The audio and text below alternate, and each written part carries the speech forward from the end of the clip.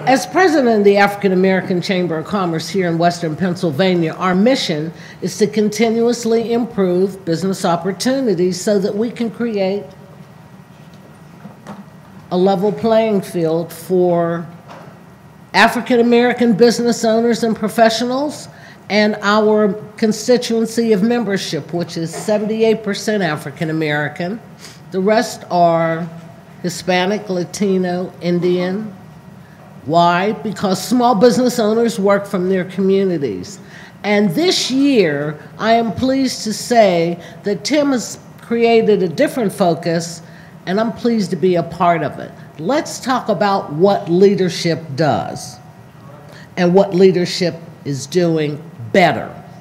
We don't want to say they're perfect, but they're doing it well, and it sets a tone for some things that you should hear. As I call their name, you can read their bios in their paper, in your booklet. But let me tell you some things you don't know about them. And first to come up is Castor Binion. Castor has been in Pittsburgh for 11 years, since 2006. And over that period of time has created over 46% minority participation in the housing authority contracts.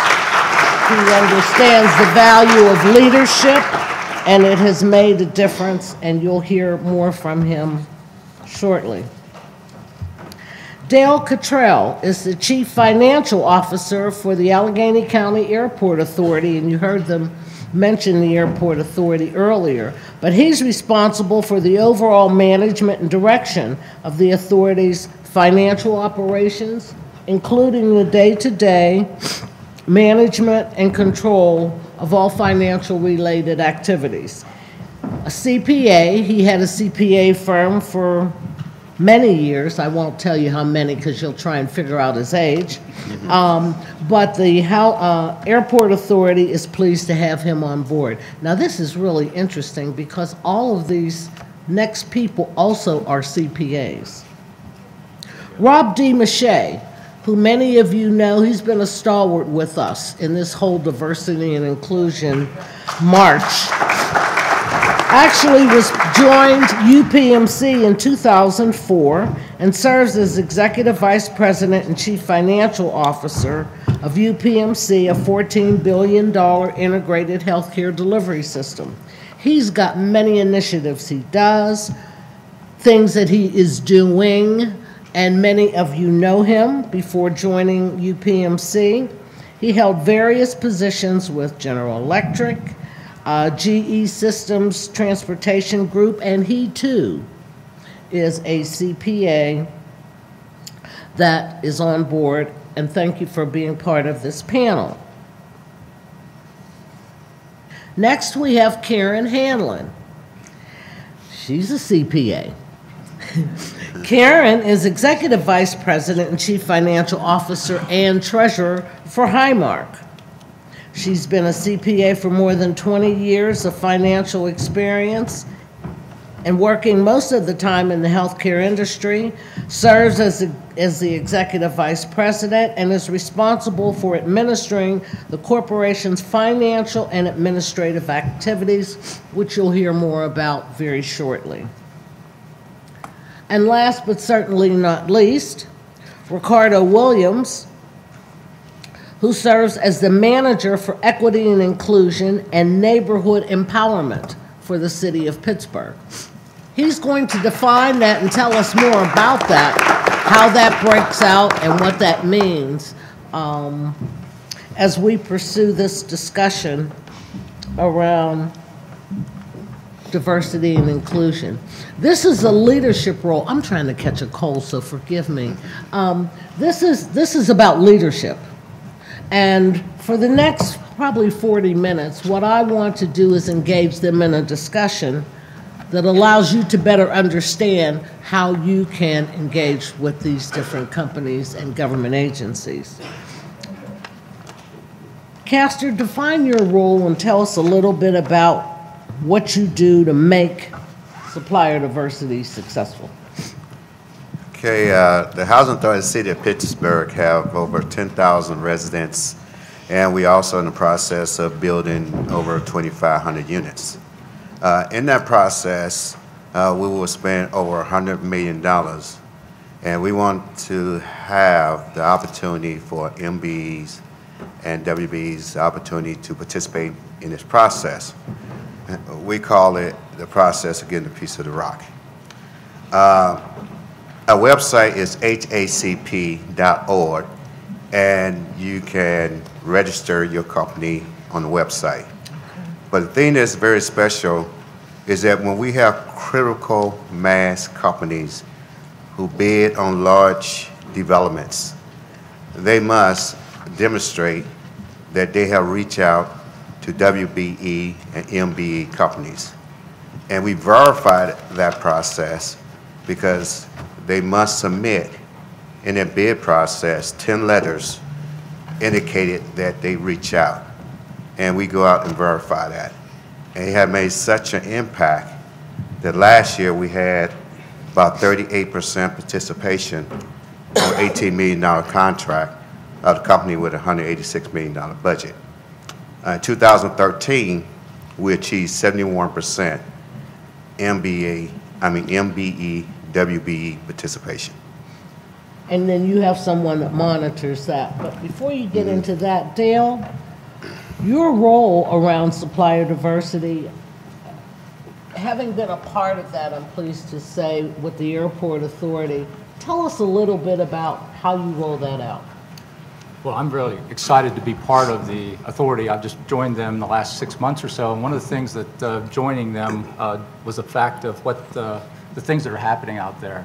One, we forget all the things that we have talked about today. No one mentioned that we are the airport of the year in the world at this point, so I think that's something else we have to mention. And the excitement of what I found there is it starts from the board all the way down through the senior management team to our CEO, who is very intentional, as we talked about earlier, about what we're supposed to be about. What we're looking at from the senior team all the way down to project managers of what we want to do moving forward to be inclusive, to have everybody involved. The way we look at this is to be the airport of the year, we have to be excellent. We have to be excellent at what we do. And to be excellent, we need to have people that are excellent, contractors that are excellent, and vendors that are that way. And if we start talking about that, how do we get that? What we start taking a look at, as was mentioned earlier, we can't do business with just certain people all the time. So what we want to do is through community outreach, we have small business fairs, we bring in people to talk about what we're doing. The African American Chamber of Commerce, we do workshops, we bring people in to talk about how do you do business with the airport. We are an authority. We have a lot of federal grants which have a lot of red tape that you have to go through, but it's not that difficult once you know how to do it. So part of our job from the senior team all the way down is for us to make sure that we're getting out in the community, letting people know that they can do business with the authority. And what we want to do is, actually we consider it to be, we want to have excellence for our employees and for the contractors and everybody we're dealing with. What we need to do is actually, the way it was explained to me from our CEO, that we want the funnel to be bigger. We want to include everyone, give everybody an opportunity. Pittsburgh has a lot of services, a lot of excellent people here, and we have a diverse community. What we want to do is include them all in the process to get down to the people that we know can do the job to make us continue to be the airport of the year. And Christina came in with the marching orders. Actually, they talked about strong leadership. If anybody has met Christina, at this point, if I don't do a good job here today, I may not be here tomorrow. Thank you, Dale. Yeah. Rob, tell us a little about your role around supplier diversity and what you've done to make it successful. Sure, thanks, Doris. So in addition to my financial responsibilities, I also have supply chain management as part of my responsibilities. And so that's not only finding vendors which are high quality and low cost, but it's also driving the diversity initiative within the organization. But what I'd tell you is that I'm just a piece of that equation. And I think, as Dale mentioned also, it starts with, it is the entire organization that has to drive it. And for us, it starts with the leadership, our board, and it drives all the way down to the individual employees. But from a board standpoint, we have a supplier diversity, not supplier diversity, but we actually have a diversity and inclusion committee that is part of the board committees They meet several times per year. Our chairman, Mr. Beckwith, attends those meetings. Management comes into those meetings and makes presentations. So I think Dr. Humphreys talked about measurement and things getting done when they're measured. So part of my annual goals is a supplier diversity target. It's annually been over $100 million.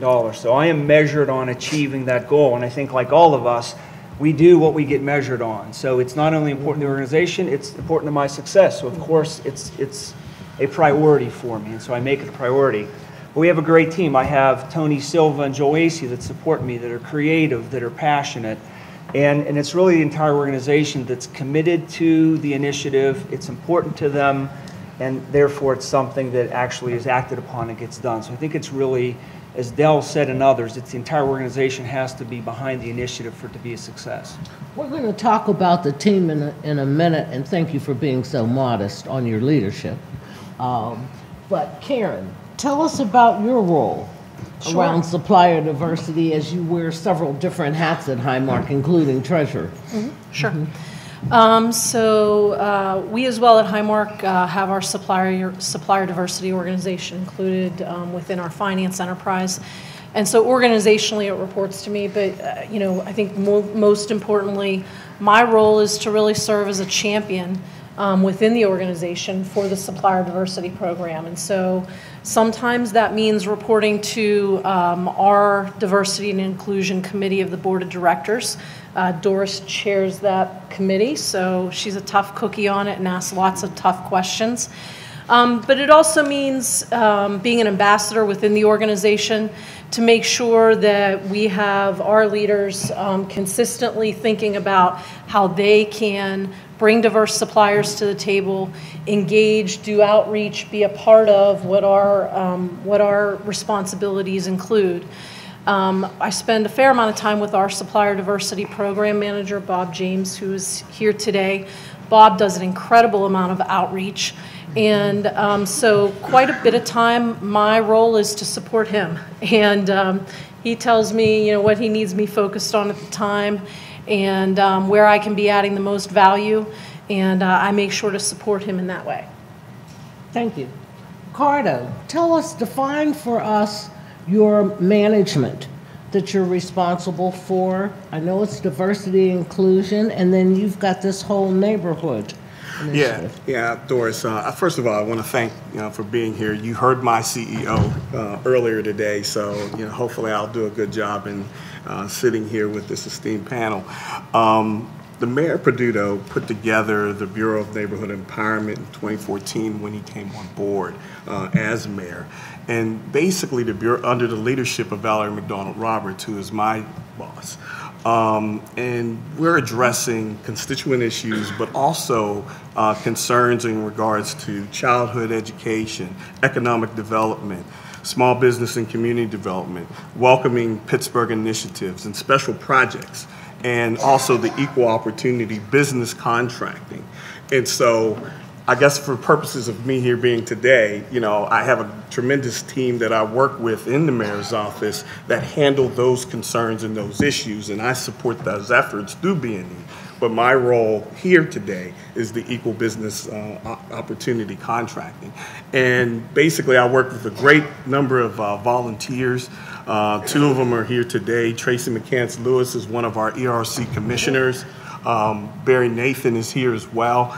And there are two of the appointees of 11 that Mayor Peduto has put together to review contracts in construction and professional services. So it's not just me and the staff of two reviewing these. Basically, we're looking at the compliance issues and also participation. So it's all the city departments and the authorities that we partner with. We don't have large percentages such as Castro had mentioned, but we're getting better with that. We've reviewed $205 million worth of contracts. We had $44 million in participation last year. I mean, as far as number, and as far as the participation number, we're at 13 and 8. 13 minority, 8 women at this point, and we're getting better at that. So we're looking at processes internally. You heard the mayor earlier in doing that, and we intend to be better. Let me stop you for a minute as a panel and I appreciate Rob and Karen. But now I'd like to hear about your team, because these are the people that help to make not only the policy decision, but the leadership direction for what happens around supplier diversity. Castor, tell us about who monitors the success on contracting with minority and women-owned business. Well, we have a young man named Kim Dietrich who run my procurement department. He responsible for procurement and also for the bids process. Also, the leadership of my board that want us to accomplish a high number of participation of minority and women businesses. My in-house man, what he does is he goes in and he works with contractors, developers, and suppliers and vendors to ensure that everyone get opportunity to participate. Because of his commitment and the board commitment, we're able to achieve high levels of participation. And when you talk about, even though agency with a $180 million plus budget, it might be small, but at the same time, we're able to, get above 30% participation. Sure. And I think that's big. And we continue to work to engage the community to have greater opportunities as we continue to build the city for more affordable housing. Dale, tell us about your management team. Tell us about the team that actually handles supplier diversity. Yeah, actually, we have Samantha Stedford, who handles our business diversity and outreach. And part of what she does is get the word out to make sure that we are involved as the authority, getting to roundtables such as this and other places to let people, because I think a lot of times small businesses are a little bit afraid to put in a bid at an airport, not really understanding all the airport rules and regulations. We're sort of a different type of entity. What we're trying to do is to break that barrier, say that yes, we have maintenance responsibilities, we have construction contracts of all various sizes. Part of what Samantha's job is to get our management team and various us out speaking and talking to different people as we go. We have Angela McGriff, who looks at our contracting, and we start talking about every month at our board meeting. Our board asks us what percentages we're looking at hiring, where are our contracts. And part of our process, as was mentioned earlier, when we do have a contract, there's many times that under federal regulations or state regulations or things that we're saying that we want to have minority businesses involved, we track that. We have a system where there are contractors, has a major contractor, would actually make payments to the minority contractor. We have to verify that to make sure that that's actually happening. So once again, we started from the top, from Christina, all the way down to the levels that we are intentional. I keep using the term, which I thought was a good word that we're using. We are intentional to continue to use all the resources that are available to us in this region. And Rob, you talked about it, but tell us about the formal reporting structure and who actually monitors. You talked a little bit earlier, but you can expand on that. So as I mentioned, the board actually monitors, and executive management monitors our progress or lack thereof and the level of spend. And so it starts at the top. Tony, Silva, and Joel run the program for us, and I think what they bring, their unique skill set, I think, is their creativity. They are bringing, and I challenge them to bring new ideas, to bring fresh ideas, to advance the ball. We want to be a trendsetter. We want to really break new ground, and I think they do an excellent job of doing that. The other thing I think is important to note is that with just those two in a very large organization, we could never achieve what we've done and what we aspire to do with just those two. And it isn't just a strategy where diversity is bolted on, but we really want to make sure that it's built in, especially to make sure in procurement that once we make an introduction and we have a relationship, is the vendor actually being used? We rely on the actual construction group and the category managers in these individual spend areas. I think someone said earlier, those are the ones that actually have the budgets and the dollars they're spending. So part of Joel and Tony's role is to be the liaison, to build that relationship, to be that connection between the vendor and the actual person that issues the purchase order. So I view them really as connectors, as liaisons that really drive it throughout the organization, those that actually have the budgets to spend.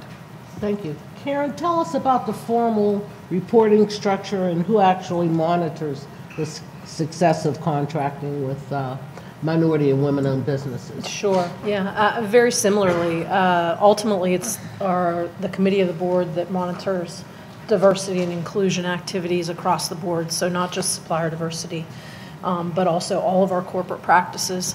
But within the procurement organization, every month, they're looking at where we're at, what contracts are being awarded. I'm sure you'll get to the Rooney Rule, Doris, but we've instituted in the supplier diversity program at Highmark, the Rooney Rule. So that's one of the things that every month they're sitting down and going through to make sure that we're meeting those objectives. And then we've also implemented, I'll call it an ambassador program, a responsibility program that really takes the areas that spend the most on contracts, the top 10, and brings those people together on a quarterly basis to go through the spend reporting, to understand how we're doing, where we're doing well, and to think about how they can take what they're hearing in terms of successes in other parts of the enterprise and leverage those things within their own group.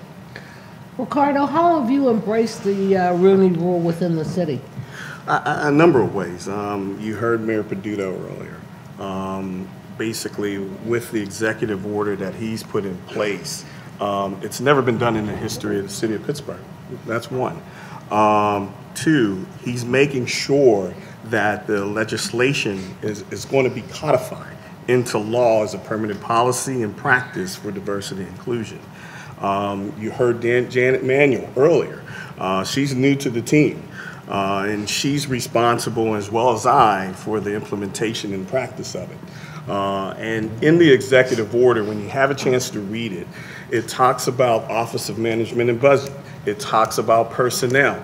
It talks about the authorities. It talks about all city departments actually following this template to move forward in hiring practices in the city.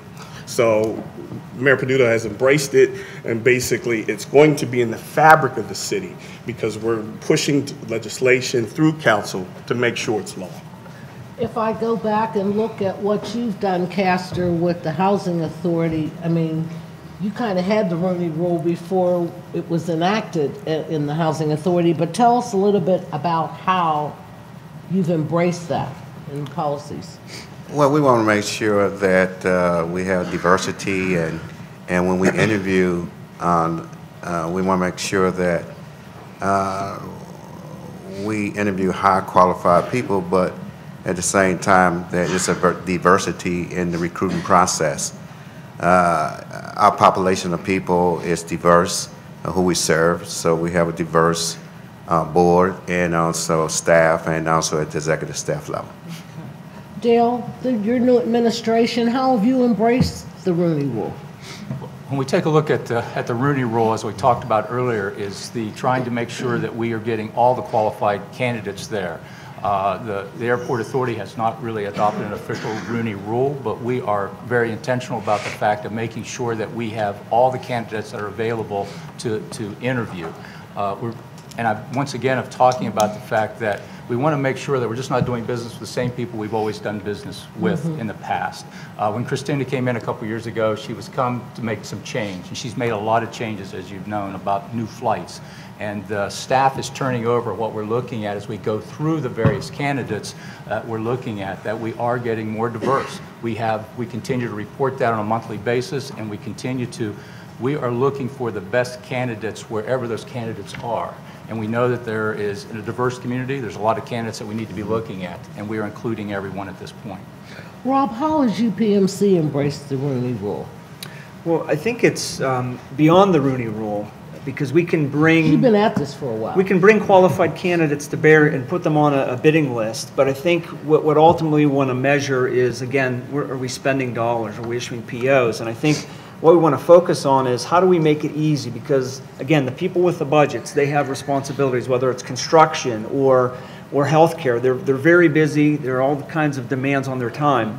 And it's easy for them to go with a incumbent vendor, someone that they've had a relationship with, that they've worked with for years. So it's easier for them to be with the status quo and to not change. So in addition to bringing those suppliers to bear, I view one of the key roles of Tony and Joel is to make it easy for them to use a new vendor, to make it easy for them to orient them into the system. What are kind of the secrets to working with UPMC? So we have to make it easy for them to integrate into the system. So the Rooney Rule is great in itself, but we don't want people to walk away just to say, well, I was on a list, or I got a chance to bid.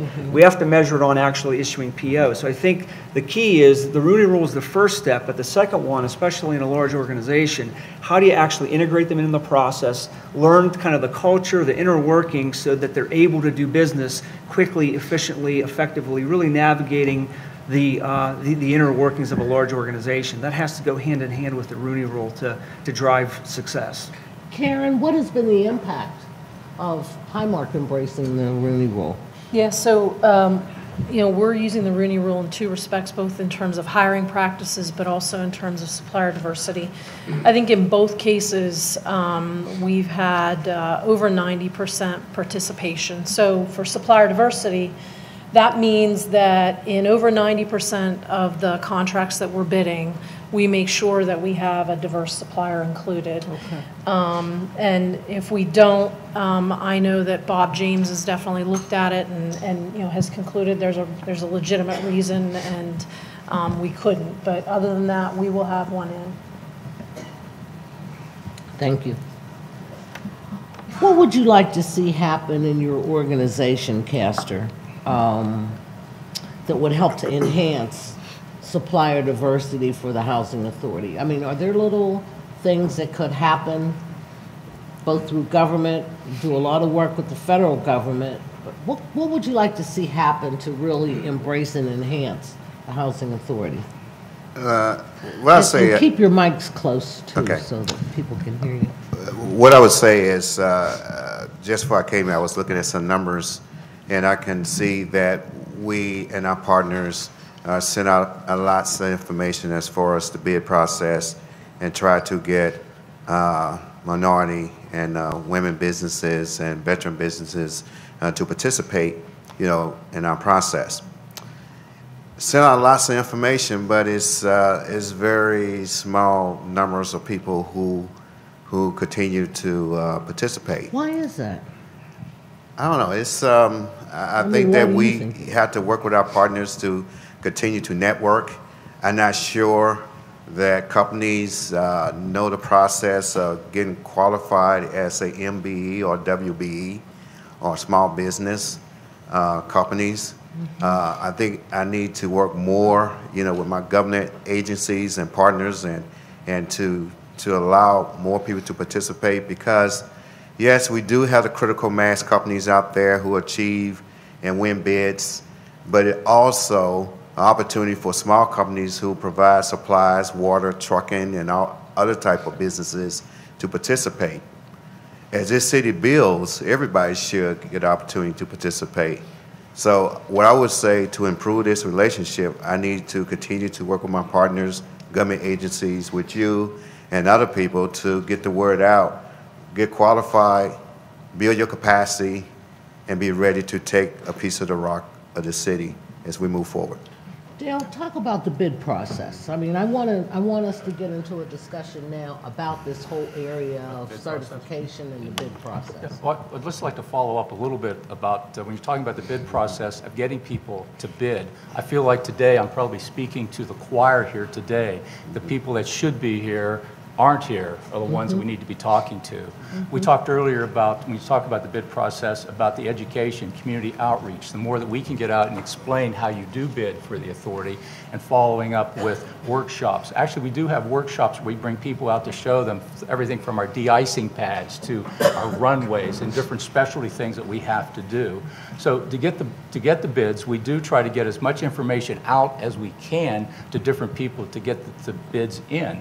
And what we're really looking for is the more people we get, you get competition, you get better prices we talked about and looking for. But one of the things I think we also run into, I think a lot of times they look at a big organization, whether it be the authority or UPMC, or they think, I can't bid on something like that, it's way too big for me.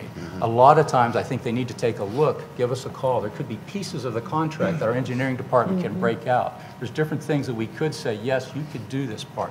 And the other thing I think is real important that I'm not sure a lot of small businesses think about, how about a joint venture? Rather than us getting one major contractor, get several small businesses together, women businesses, minority businesses together as a joint venture and take on that particular project.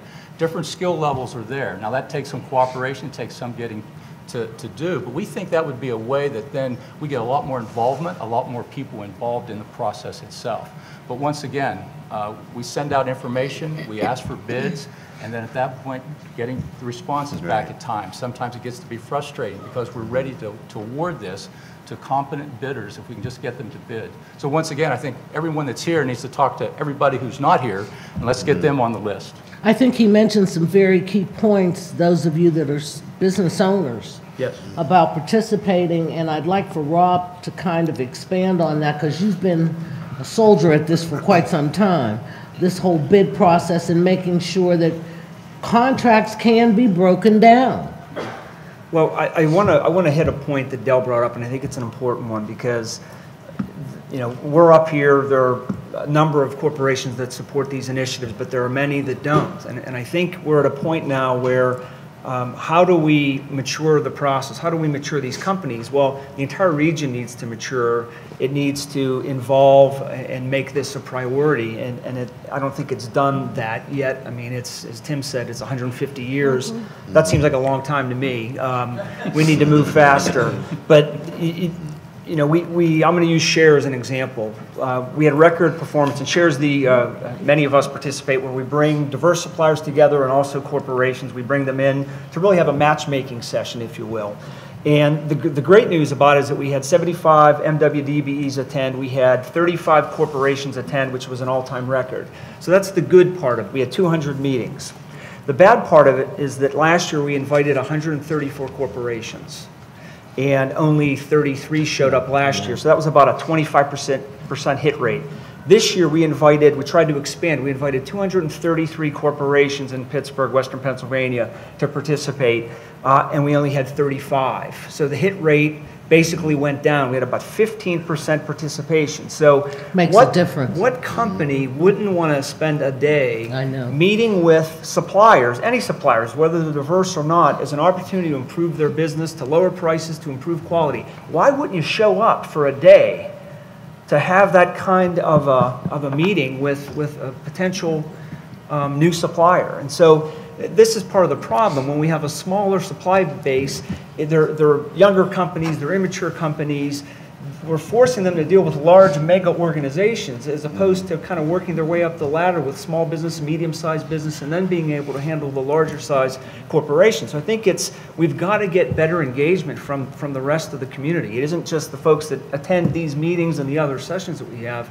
It's where's the rest of Pittsburgh? Where's the rest of corporate Pittsburgh? Where's the rest of the private businesses in Pittsburgh? It really takes a community to build these companies to get them the capabilities they need to service the larger corporations. Thank you. And before I go on, I just want to mention Stuart said we had 2 minutes left, but we were late getting started. So we're going to take our full time. That's good. Thank you. Okay, thank you, Tim. Fearless leader. Karen, talk about the bid process, breaking out. You've done some admirable things recently in terms of making sure that women and minority businesses get to participate, but also talk about the fact of minority businesses doing business with each other, because that's something I want to resonate in this room for small business owners. UPMC has been a part of that. Housing Authority has talked about that. I want to make sure that everyone hears this clearly. Yeah, I guess two things to say about that. One is we have been doing what we call vendor certification, so making sure that we get these vendors in well in advance of us even thinking about what sort of RFP we need to issue. And we introduce ourselves to that vendor, allow them to meet us and learn about Highmark a little bit better, and obviously we learn a lot more about them, so that when the RFP finally comes, we've already done enough work to know that there should be a fit to be made. So that's one thing, and as part of that, and then an offshoot of that, we're early in starting what we call a mentor protege program, which is both providing for the vendor somebody within the organization that they can connect with to help them reach in at the ground floor level and build up in terms of their business relationship with us, but also where we can to actually take multiple vendors and partner them to be able to offer the services, so that if one contract is just too large, maybe they can play a role in that contract alongside of another vendor and grow into the contract more readily. Ricardo, what has been the city's experience on unbundling, if you will, or just getting more minority vendors? Because I know you do a lot of tracking now. Yeah, we're doing two different ways. A lot of the panel has mentioned about having people come to open houses and so forth for bid opportunities. In fact, the city actually sends out the bid opportunities. We ask people to register on our site. It's called Beacon. Last year in 2015 we rolled that out. We had 1,500 vendors on the site itself. Proud to say that 25% of that was minority, women, and veterans on that site for a new site that just came out for the city. And so that's kind of one of our metrics kind of coming out and being able to bring it in a lot easier for vendors to be able to do. We also instituted last year B2G Now, which is a diversity management tracking software of every contract that comes through. So whatever the awarded amount is and the vendor amount that's supposed to be for the MWBE, we're able to kind of track that spend month by month. As the vendor gets paid, an email goes out to all the subcontractors to let them know that the prime has been paid on that contract. That's something new to Pittsburgh. We're kind of slow to that, but there's a number of organizations across the country and government entities that actually have this software. And so we're looking at trying to infuse that in our procurement processes too. As talking with our procurement officers and trying to make them more engaged and more involved in the process. So when you talk about unbundling, we're saying, okay, let's look at the package a little bit. Let's break it up. We could measure it at each component of it. The software has 10 tiers of management that you can do on it. So if you have 30 vendors, 40 vendors on a big contract, we could manage the spend on all of them moving forward month by month. I mention that because for some time we would always hear that it was too expensive to try and break contracts apart. We've got a leadership team here that understands the value of what happens when you do that. And as we get ready to wind down on our panel discussion, which I appreciate very much, let me ask each of you a question as we wrap up. Castor, you told us a little bit about the participation of minorities on your contracts at the Housing Authority, and you're to be commended for that, you and your team. But are the majority of your contracts let to minority vendors in this region? Yes, I would say kind of. Kind of, sort of. Okay. But I would say some critical mass contractors, some might be out of town, but that impact what we demand if you're going to do business with the Housing Authority. We do not want to see people from out of town and consultants coming in, and while we have the talent here in the city of Pittsburgh. Mm-hmm. So one of the big ones we have this thing called Choice Neighborhood in East Liberty. I'm not going to name the company, but they would normally go into a city and achieve a lot, but they would bring their people in to do the work. The Housing Authority demand, yes, you can assist with this process of getting this grant for us. However, you must hire the people in the city of Pittsburgh to do the work here on the ground. Mm-hmm. So that's the type of relationships that we try to build. Okay, thank you. Dale? Yeah, we've actually been tracking, and we estimate we're very close. About 80% of the minority contractors that we're dealing with are in the region at this point. And we continue to want to try to keep locally as much as we can, locally, finding the expertise that we need. Our business plan really says that we're looking for a total of 14% overall. That's what we're working for all contracts that we're letting. Our construction contracts are beyond that number, but overall we're trying to improve that as we go. But around 80% is what we're looking at locally here now. Rob, you and UPMC have done a number of great things in the past, and tell us a little bit about what's next.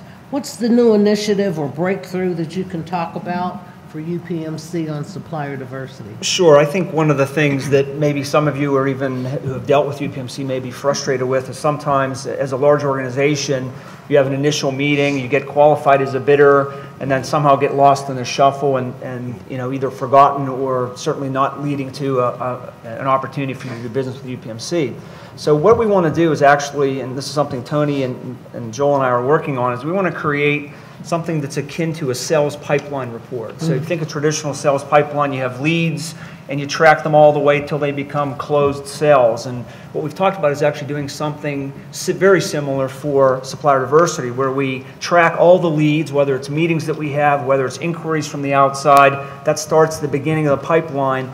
But we actually have a formal mechanism to track them through the pipeline to see where they drop out. That's an opportunity. We really want to judge the throughput yield, if you will, those initial leads to actually the purchase orders that are issued and the payments that are made to those diverse vendors. So I think it's a way to hold ourselves accountable for our actual activity. So it isn't just about getting the leads and getting folks qualified, it's actually about dollars and cents. So this is something that we thought would make us more accountable.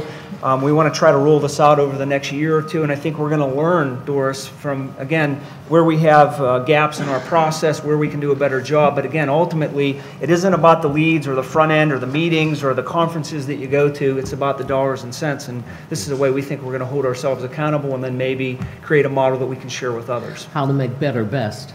Yes. Karen, you've had some interesting experiences in the last 3 years and have really moved the needle at Highmark. Share with us where you see that going and the impact you see it can have on supplier diversity. Sure, yeah. I think, in the next year there are probably a couple of things that come to mind most prominently that we're going to focus on. One is that mentor protege program, because that really was just started the second half of last year, so we have more in the way of maturity to do on that.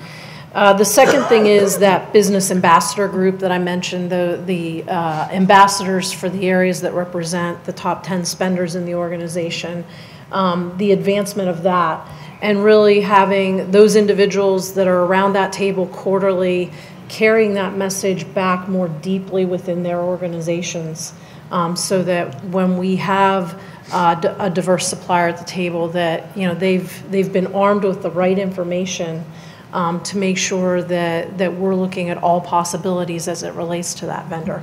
Okay. So those are probably the two largest areas of focus for the next year.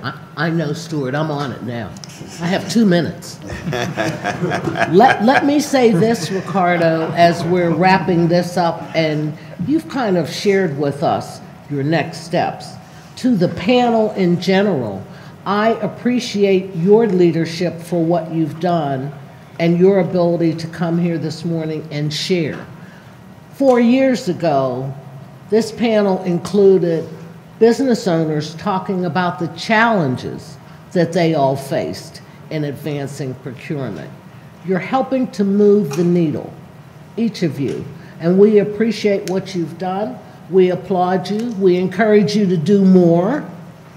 And if you do more, the better can become best. Thank you, Castor Binion from the Housing Authority, Dale Cotrill, Airport Authority, our friend Rob DeMichiei, UPMC, Karen Hanlon, Highmark, and Ricardo from Williams from the City of Pittsburgh for being on the panel today. Thank you.